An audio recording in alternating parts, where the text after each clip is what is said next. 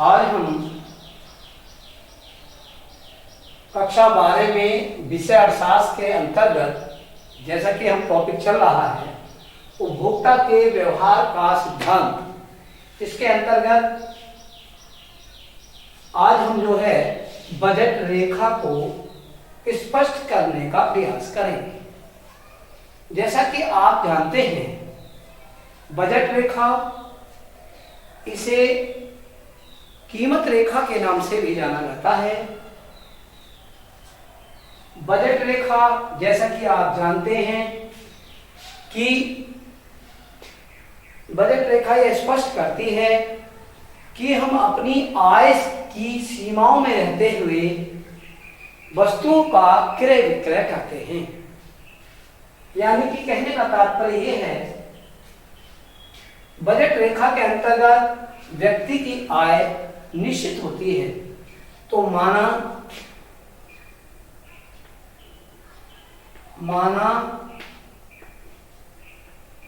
किसी व्यक्ति की आय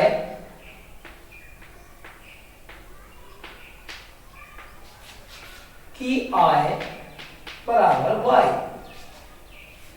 किसी व्यक्ति की आय कितनी है? वाई है। वह अपनी निश्चित आय से बजट रेखा के तहत विभिन्न वस्तुओं को क्रय कर सकता है। माना कि वह अपनी निश्चित आय से 2 वस्तुओं को क्रय करने का निर्णय लेता है। तो मान लीजिएगा, माना पहली वस्तु X,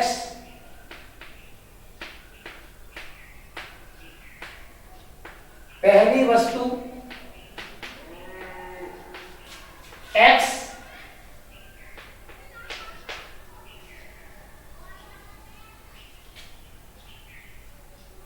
यह भी मान लेते हैं, माना पहली वस्तु का मूल्य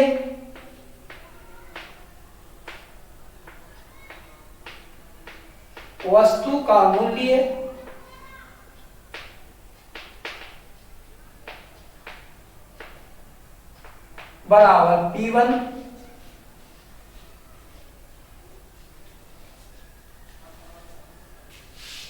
हमने बताया था कि उपभोक्ता बजट रेखा के अंतर्गत अपनी निश्चित आय वाई से 2 वस्तुओं को क्रय करने का निर्णय लेता है और उनकी भी भिन्न भिन्न मात्राएं वह क्रय कर सकता है। उनकी भी वह भिन्न भिन्न मात्राएं क्रय कर सकता है। अब मान लीजिएगा दूसरी वस्तु, इसको भी मान लेते हैं, माना दूसरी वस्तु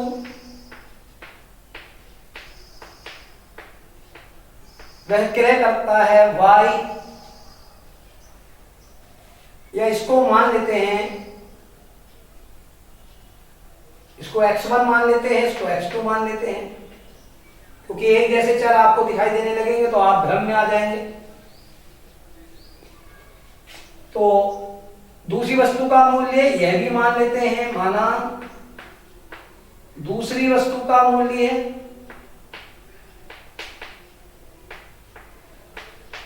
बराबर P2।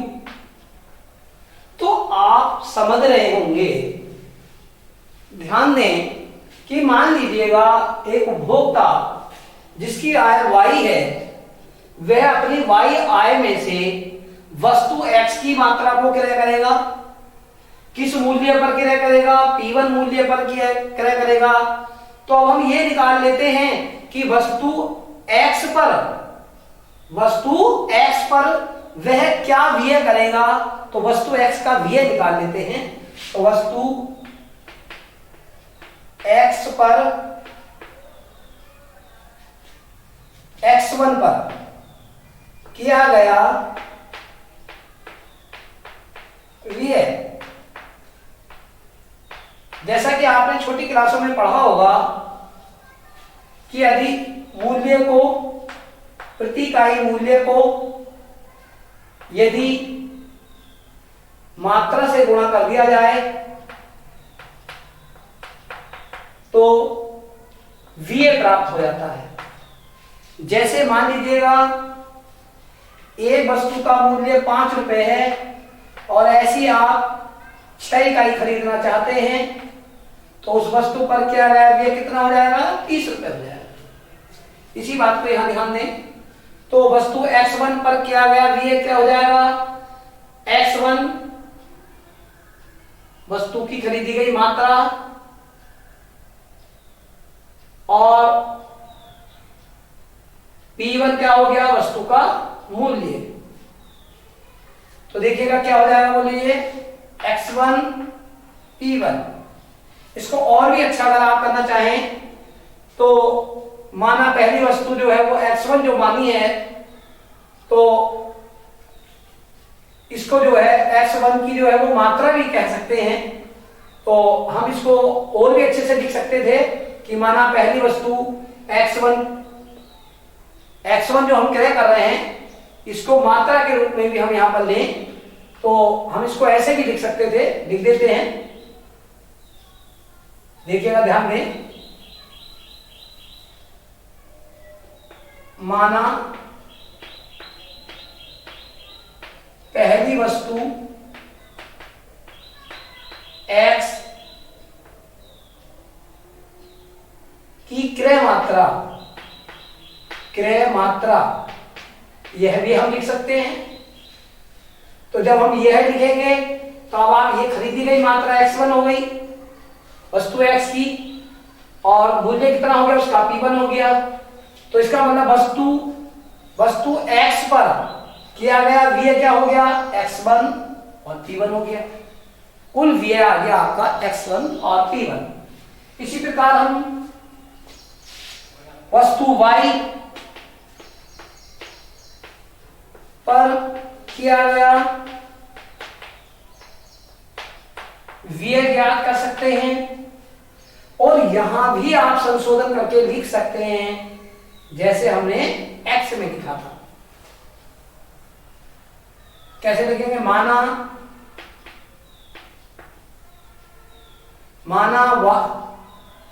दूसरी वस्तु Y की क्रय मात्रा। अब तो आपको क्लियर हो गया होगा, मैंने आप यहां पर भ्रम भी खत्म कर दिया आपका। तो वस्तु Y पर किया गया VA क्या हो जाएगा, वस्तु Y की मात्रा X2 और उसको गुणा कर देंगे वस्तु Y के मूल्य से P2। पहले भी मैं बता चुका हूं, मूल्य को यदि मात्रा से गुणा कर दिया जाए तो VA प्राप्त हो जाता है। इस प्रकार हम यहां देख रहे हैं कि वस्तु X पर किया गया VA और वस्तु Y पर किया गया VA। जैसा कि हम पहले भी आपको बता चुके हैं कि उपभोक्ता के पास निश्चित आय Y है, और वह Y से X प्लस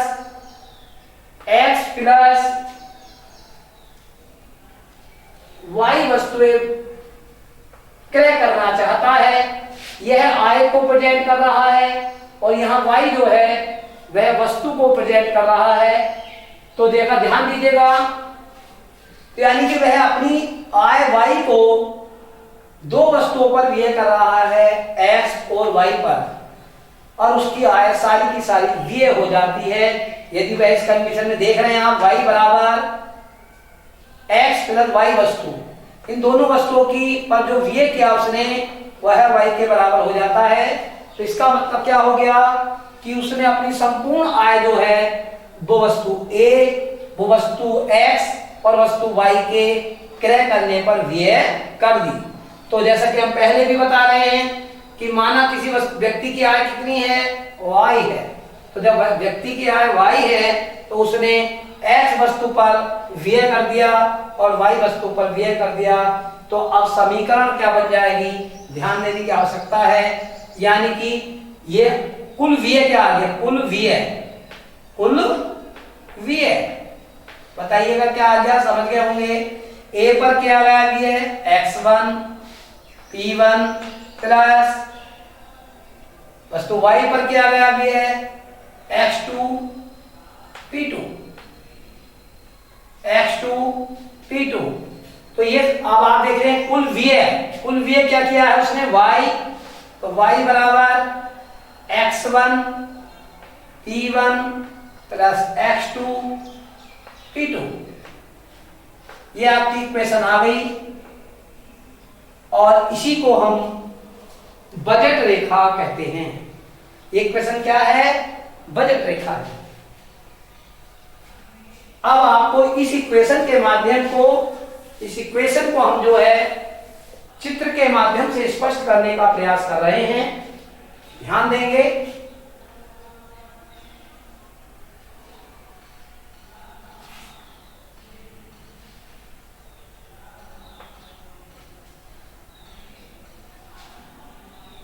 ये हमारा x अक्ष है, ये y अक्ष है। हमने वस्तु कौन सी ली थी? पहली वस्तु मानी है x और दूसरी वस्तु मानी है y, तो यहां लिख देंगे वस्तु x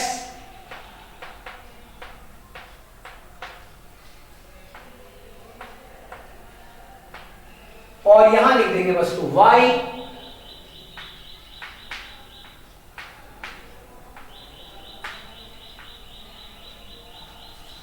समझ रहे हैं? तो हमने x अक्ष पर वस्तु x और y अक्ष पर वस्तु y, जहां पर x अक्ष और y अक्ष काटते हैं वह मूल बिंदु के निर्देशांक 0 0 होते हैं। अब यहां ध्यान दीजिएगा, अब हम यहां बजट रेखा बना रहे हैं। ये मान लीजिएगा एक बजट रेखा है और यहां पर हम देख रहे हैं कि जो है पहली वस्तु x की क्रय मात्रा x1, पहली वस्तु x की क्रय मात्रा कितनी? x1, और दूसरी वस्तु की क्रय मात्रा कितनी है? x2 है। किन मूल्यों पर है? p1 और p2 मूल्यों पर है। तो बजट रेखा क्या आई थी?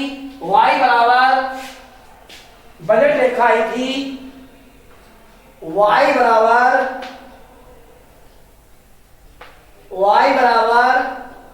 x1 p1 plus x2 p2। ये जो इक्वेशन होगी, जैसा कि हम पहले भी बता चुके हैं कि ये बजट रेखा कहलाएगी। ये जो है यानी कि अब आपको इससे पहले जब हमने इससे पहले वाले पीरियड में जब पढ़ाया था तो वहां पर हमने आपको ये सीन आपको दिखा दिया था। प्रश्न के अंत में हमने आपको ये पिक्चर दी थी कि वहां से आप जो है ये बेस हम यहां पर समझा रहे हैं और ये आकर के बजट रेखा आपको समझाएंगे। तो यहां आप समझ गए होंगे ये बजट रेखा है, माना ये बजट रेखा MN है और MN पर हम देख रहे हैं इस बजट रेखा पर ये अगर आय व्यय की जाए तो ये सारी की सारी आय व्यय हो जाएगी। यानी कि जो भी एक आय है, व्यक्ति की जो भी एक इनकम है, यानी कि जो हमने क्या कहा है, उपभोक्ता की, किसी व्यक्ति की एक आय क्या है? निश्चित है y, और y बराबर उसने y सारे का सारा खर्च कर दिया है वस्तु x और y पर, यानी कि संपूर्ण आय व्यय हो गई है। यानी कि ये बजट रेखा है। अगर बजट रेखा पर कोई भी इक्वेशन आती है तो वो समझ लीजिएगा वह दोनों वस्तुओं पर किए गए व्यय और उस आय के बराबर हो। यानी कि उपभोक्ता के पास अब कुछ भी शेष नहीं बचा है। जो भी उसकी आय है उसने संपूर्ण आय व्यय कर दी है, अर्थात उसकी स्थिति, उसकी कंडीशन कहां क्या है? उसकी कंडीशन उपभोक्ता की कि वह बजट रेखा पर स्थित है। ठीक समझ आ रहा हो? अब हम इक्वेशन लिख देते हैं। देखिएगा इसकी दूसरी डायरेक्शन लिख रहे हैं y x1 p1 plus x2 p2। अब जरा ध्यान दें, x वस्तु और y वस्तु पर किया गया कुल व्यय यदि y से कम है, y से क्या है? कम है, y greater than x1 p1 plus x2 p2। क्या मतलब हो गया? ध्यान दें, यानी कि आय अधिक है और किया गया व्यय कम है, तो इसका मतलब क्या हो गया? उपभोक्ता के पास कुछ पैसा बच गया।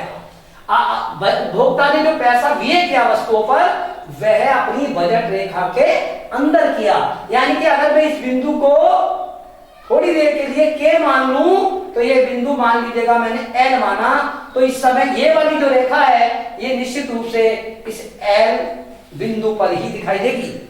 यानी कि उपभोक्ता ने अपनी सीमित आय से, अपनी निश्चित आयु वाय से उसने जो है कुछ पैसा बचा लिया है और उसने बजट रेखा के अंदर अंदर व्यय किया है। जैसा हमने पहले बताया था, ध्यान दिया होगा आपने कि एक उपभोक्ता की जो सीमाएं हैं वो सीमाएं क्या है, एम ओ एन। इस सीमा के अंदर अगर उपभोक्ता व्यय करता है, यदि बजट रेखा पर व्यय करेगा तो उसकी संपूर्ण आय व्यय हो जाएगी, उसके पास कुछ भी नहीं बचेगा। लेकिन यदि वह बजट रेखा के कहीं अंदर करता है तो उसके पास कुछ आय बच जाएगी। अब हम नेक्स्ट इक्वेशन लिख रहे हैं, समझ गए होंगे आप, y x1 p1 plus x2 p2। तो जरा ध्यान दें, अब ये आप देख रहे हैं, इसको हम कैसे पढ़ेंगे, y less than x1 p1 plus x2 p2, यानी कि आय से अधिक व्यय किया गया है, आय से अधिक व्यय किया गया है। यदि कोई भी उपभोक्ता आय से अधिक व्यय करेगा, मान लीजिए किसी व्यक्ति के पास 5,000 रुपए की आय है और उसने 6,000 रुपए व्यय कर दिए, तो ये तो साफ साफ बात हो गई कि इसका मतलब क्या हो गया कि उपभोक्ता जो है वो अपनी आय से अधिक व्यय कर रहा है। और जब वह